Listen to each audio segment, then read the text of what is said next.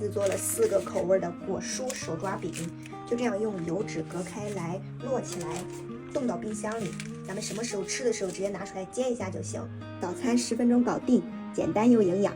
咱们是不是每天都是变着法儿的想让孩子多吃一点蔬菜？之前做的那些手抓饼的备餐刚好都吃没了，今天咱就用这种比较常见的几种蔬菜来再做点果蔬的手抓饼，冻到冰箱里。先来打一个菠菜汁儿，焯过水的菠菜，加上点清水，给它榨成汁儿。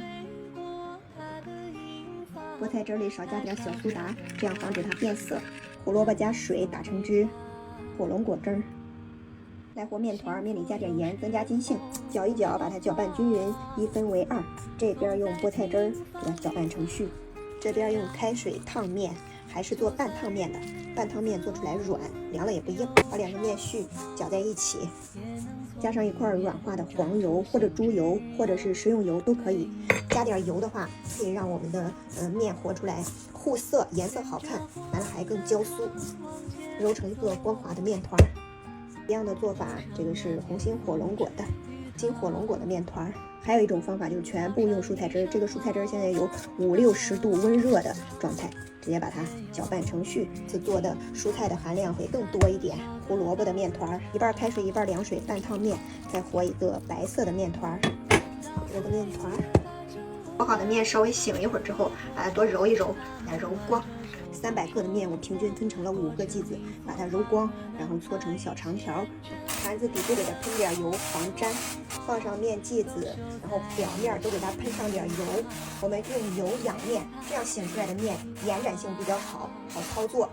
把它密封盖上，然后醒个40-50分钟。醒的时间越长，这个面的延展性就越好，就越好操作。不着急的，咱也可以头天晚上和上，醒个1晚上，第2天再做都成。调个油酥，1勺的面粉，加上点椒盐，弄个热油，这样黏黏糊糊的稠酸奶状，这油酥可香了，烙啥饼都好吃。醒好的这个面延展性很好，把它抻长，先给它压扁，然后给它擀成一个长方形的大薄片儿。薄薄的给它抹上来一层油酥，提起来像折扇子一样，把它这样给它折起来。折好之后，中间用手压一压，给它排排里边的空气，都把它抻长。看，咱醒好的面延展性可好了，可以抻老长了。从一头给它卷起来，小尾巴给它压好，一个手抓饼的生胚就好了。做法的话都一样，颜色真好看，春天的颜色。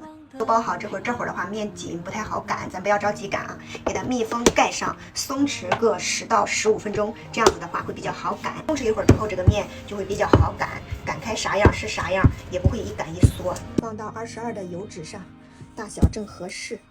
孩子如果不爱吃蔬菜的，或者说咱平时忙没有时间做早餐的姐妹，咱也可以像这样空闲的时候多做点儿，装到密封袋里，冻到冰箱里。咱们什么时候吃的时候直接煎一下，真的很方便。早上好呀，我们冻好的饼不用解冻，锅里喷点油，然后这个螺纹面可以朝下，这样煎起来好看。好，表面打上一个鸡蛋，盖上盖，小火慢慢煎，一面上色，给它翻个面。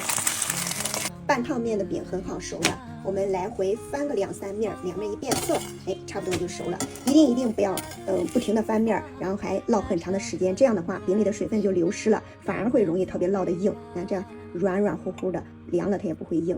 刷上点我们自己熬的这个万能酱，这个酱我已经放冰箱里有10多天了，不会坏的，就是吃到根儿了，有点稠了。还有煎了点我们自己做的这个午餐肉，卷起来。有肉有菜有鸡蛋的手抓饼，10分钟就搞定了。